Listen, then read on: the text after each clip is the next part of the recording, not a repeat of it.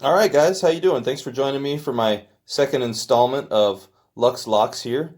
And I'm here at my recording studio today.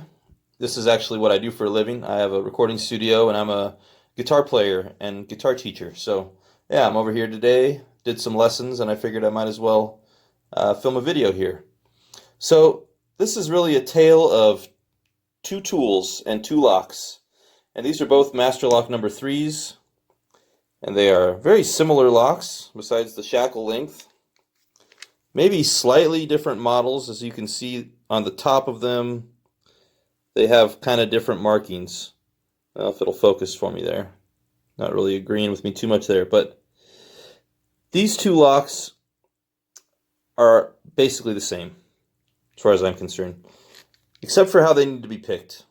Okay, now the shorter one gave me a lot of trouble for a long time, and the longer one seemed to be a whole heck of a lot easier.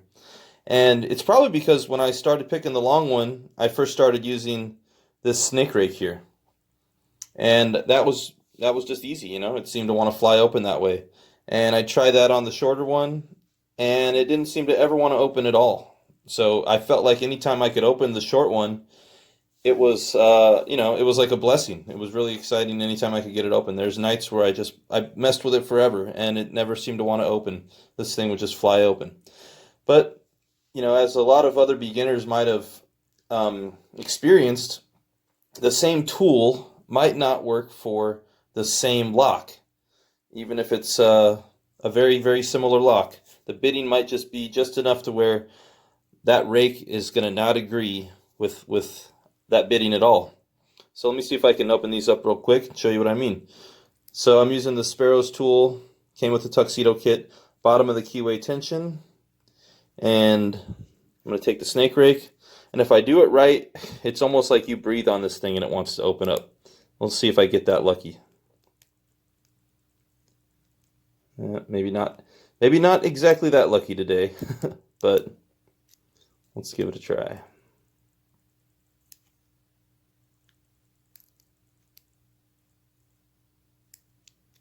Okay, there it is. Took a little longer. Usually this thing, like I said, usually just flies open, but not too bad. Pretty easy lock. Now, in comparison, if I try to open up this guy with that, I'd just say good luck. I'll try, but it's probably not gonna fly open like that last one did.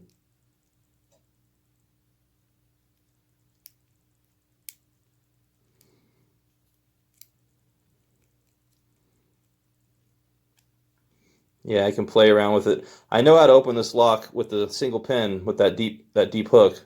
So I kind of know where it likes to, you know, pop open at, and it's not really happening. Let's try this deep hook.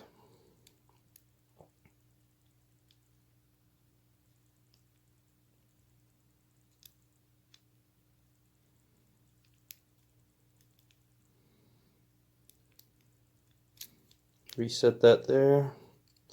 I always kind of find that if I can't get it soon enough, it's nice to just start over versus trying to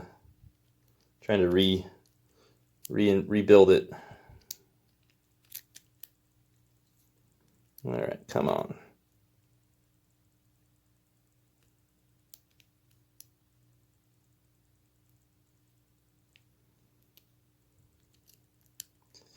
There we go. Finally. So, yeah, that one likes to be opened with that deep hook.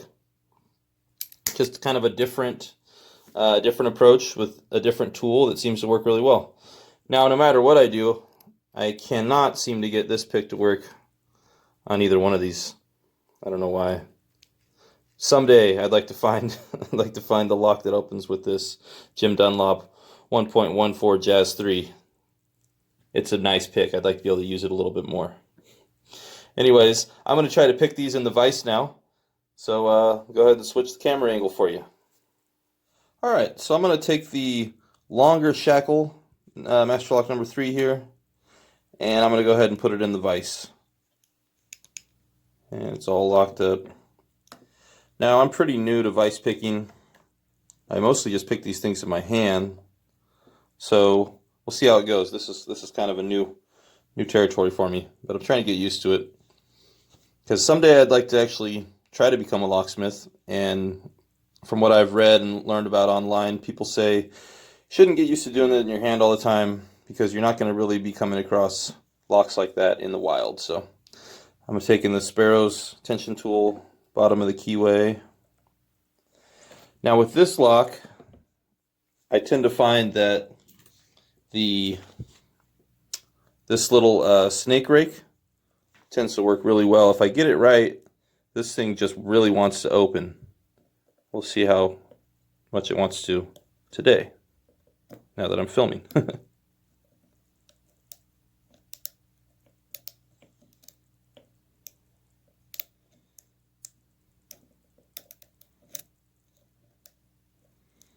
Being a little bit unagreeable. Reset there. There we go. There we go. Second try. Now, that thing, it loves to open with this snake rake. It just flies open, basically. If you touch it right, it just flies open. So there you see it opened. Now let's go on to the other one, the short shackle one. Now, really the purpose that I wanted to make this video for was to talk about the difference between using different tools in different locks, even though they might be pretty much the same lock. What I found is that this lock gave me a lot of trouble. Let me make sure I show you guys it's actually closed. This lock gave me a lot of trouble for a while, and I had to actually pick this one in the wild, so to speak.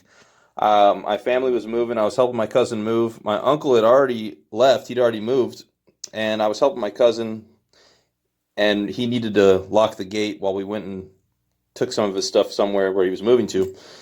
And I said, I had my little kit on me, not the Sparrow's tuxedo, but I had my cheaper kit on me in the truck. And I said, go ahead and lock that gate, you know. He didn't have a key for it. I said, don't worry, Madden, I'll be able to open it for you. It's a number 3, shouldn't be no problem.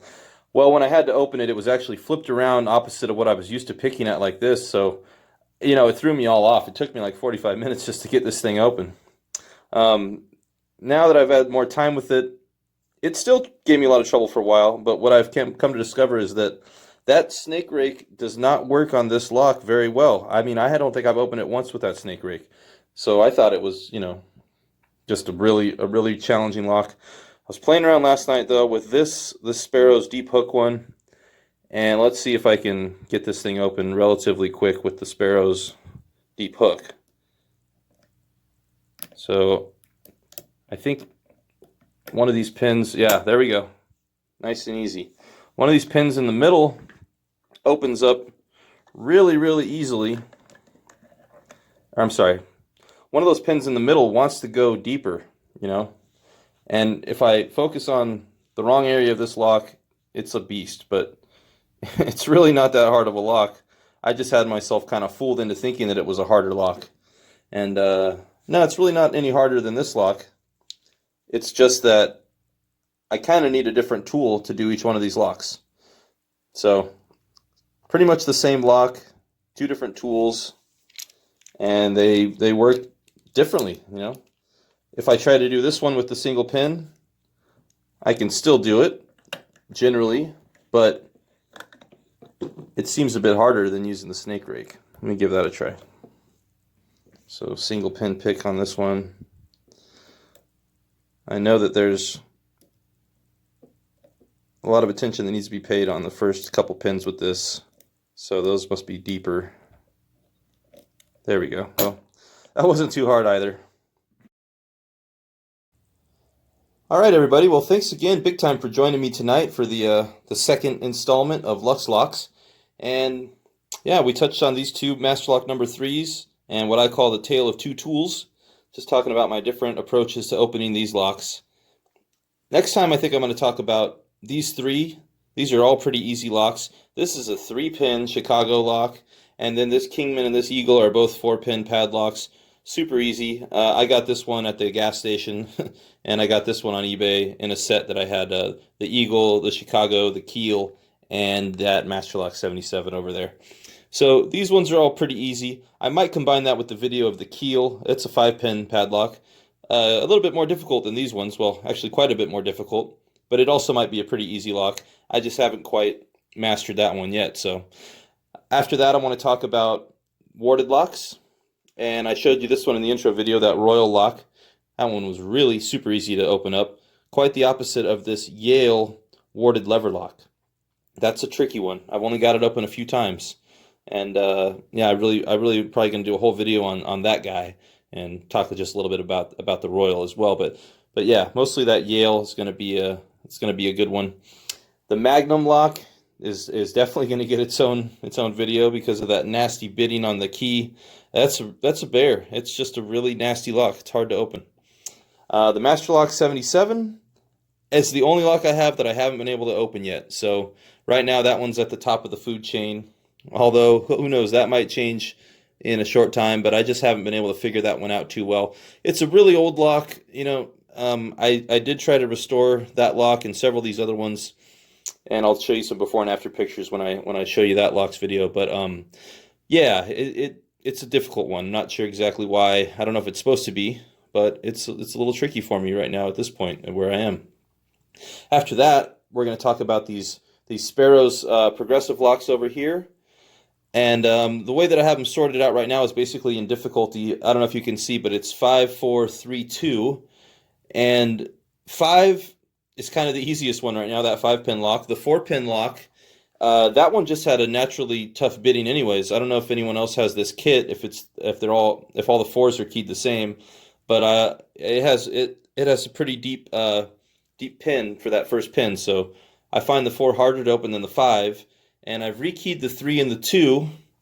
They're both pretty equal. I posted a picture on Reddit on the on lock picking of my number 2 there, and I've turned it into kind of a challenge lock. And it's difficult for me. Let's just say that it's a difficult one. It's got a serrated pin, a spool pin, and a mushroom pin in there.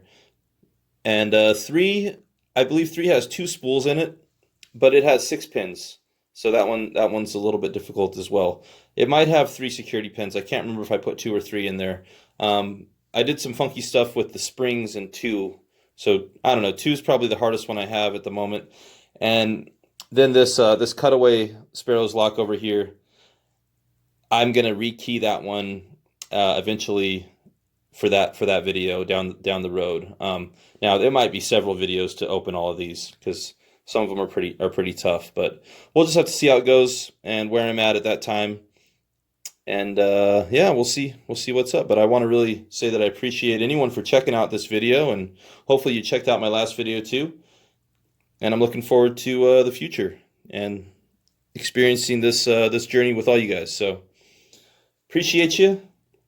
Everybody, hope you have a wonderful, wonderful day or night, wherever you are, and I'll see you next time.